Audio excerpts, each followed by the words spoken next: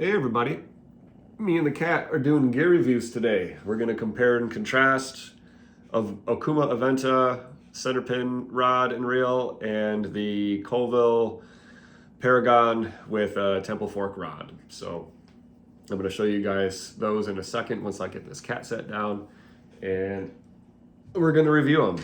So this is my favorite setup right now. This is my Colville Paragon 5.35, Trevor Hawkins artwork on that, and that is the reel there with the brown trout acrylic handles, along with the 13-foot temple fork steel driver medium light 6 to 12 pound pin rod. I have modified this rod for a reason I'm going to go over in a minute, because I was having some serious issues with it that I wish that they would address. I don't know why they haven't. I don't know why they designed it the way they did, but it's actually an easy fix. So, and then once that's done, it's one of the best fishing casting rods that I've come across. And then the other is the FishUSA Flagship pin rod, 12-foot medium light 6 to 15 with the Okuma Aventa, the classic beginner pin reel. Only thing cheaper that you can get is, I think, that the one on Amazon for like 40 bucks or something, which maybe it's great. I have no idea, but the Aventa I know is a very solid beginner reel. So there are issues with both of these setups. They have their strengths and they have their weaknesses. So let's go over the FishUSA with the Aventa. So the weakness for this one is that center knob there has a tendency to loosen up while you're fishing. And in order to fix that, what I did was I put some removable Loctite on it, just a tiny amount, and used that. And then I was fishing and I got some gravel in the reel and needed to take it out, and that was not the most fun experience, but I did manage to break that Loctite and remove it, get the gravel out of the reel, and then put it back together. And ever since I've done that, I'm able to both remove the spool if I have to, but also the reel, the knob doesn't come loose anymore. So that solved that issue for me. Now the rod itself, it's a really good rod. It does have some issues with the handle that I'm not super fond of. So this is not actually cork. It's like a laminate, like a sticker, like a cork sticker that they put over top of it. And you can see there, try to get the light set up there. In that corner, you can see where the tape from the first time that I took the reel on and off, it pulls that cork off of it. So I was really disappointed with that. However, you can still fish the rod. It was a little bit of a disappointment. I mean, it's not the cheapest rod in the world. You know, it's about double my first Shimano, but it's still under $200. And for an under $200 rod, it actually fishes very well. The action on it's a little bit stiff compared to the temple fork, but it does a great job, and I have a feeling that it's going to be absolute killer for kings this season. So that's going to be my king rod. Also because with the way that this handle's set up, I'm not that worried about having skein on my hands and red dye and all that sort of stuff and getting it on there and messing it up. It's already flawed and I don't have to worry about it. The Colville and the temple fork, on the other hand, this reel is just gorgeous. And some things that I love about it is that the textured rim on it, it really does help me to fight fish and modulate my drag pressure better.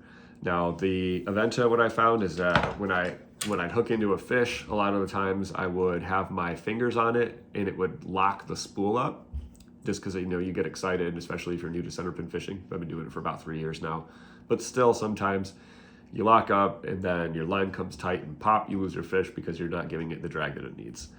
With the Colville, with that textured rim on it, what I find is that even when my hands are cold or wet, they don't stick quite like that. And it just kind of naturally works to slip a little bit more, and I have to put a lot of pressure if I want to stop it, which is actually fantastic, because you don't really need a whole lot of pressure to hook into a fish and hold on to a fish most of the time. The other beautiful thing is that with this reel, with the Temple Fork rod, I was fishing 8-pound leaders for fall steelhead, and there were a bunch of old kings around still.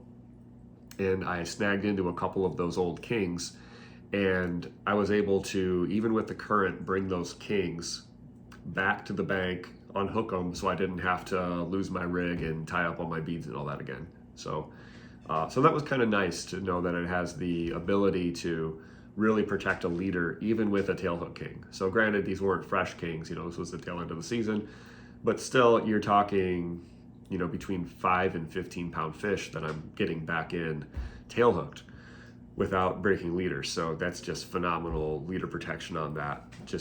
I'm really looking forward to see what kind of fish I'm able to land with it this upcoming steelhead season. The spool is a little bit heavy, which is a benefit for when you're trying to retrieve your float back in. It really carries some momentum.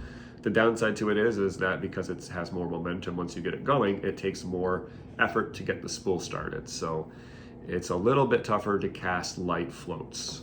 So, and that may be simply because of the size. This is a 5.35 reel, for the Colville, and then a 4.75 for the Okuma. So the Okuma is a lot easier to cast lighter floats, is what I find. Now, the one downside to the Temple Fork rod is that the tip guide that it came with, which is not this one, I switched it out to a size 8 recoil. This second guide, the tip that was on it was shaped very similarly, but it was much, much larger.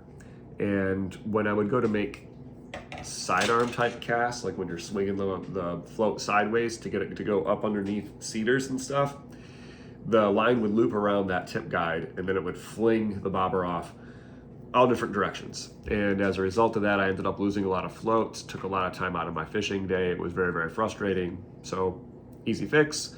I went and I got a size 8 tip guide, put that on there, and now it casts like an absolute dream, and now it's my favorite rod. So in the past, I was switching back and forth, putting this reel on the on the FishUSA Flagship rod when I was fishing lighter floats. So I think what it was that they designed this Temple Fork rod to be a rod for fishing bigger rivers.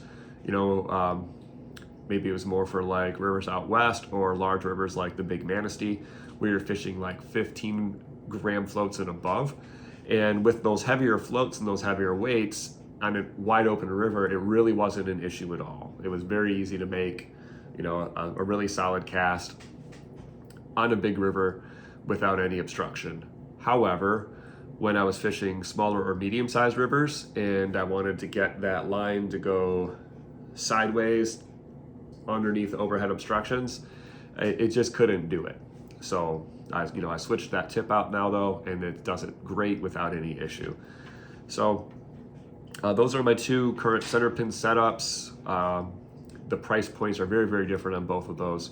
And hopefully giving you guys those pros and cons is helpful in terms of deciding, do you need to spend the extra money or is it simply a luxury? I would say honestly, it's a luxury. You don't really need to have the higher dollar setup to catch a ton of fish. You can definitely go with the more budget friendly option, and it's going to work out great. However, this is our hobby. This is the thing that we love, and a lot of us like to have pretty things and exclusive things, and that's nice to have as well. They obviously, the sky's the limit in terms of what you want to spend fishing. So if you have any questions about either of these setups, just drop them in the comments. I'll do my best to get to them. And if you like, subscribe, follow, so that when I do more gear reviews, because I have a lot more gear to go over. I've been doing this for, trout fishing now for about 10 years. So I've got a bunch of fly rods, I've got a bunch of spinning gear, I do bait fishing, fly fishing, indicator rigs, I do nymphing, I do swinging, all these things. I fish all the different ways. It's one of the things I'm a huge nerd about, just trying to catch fish as many different ways as possible. And so I'm going to hope to share that with you guys here on this channel. So if you want to learn all different ways to get into fish, follow and we'll get to that.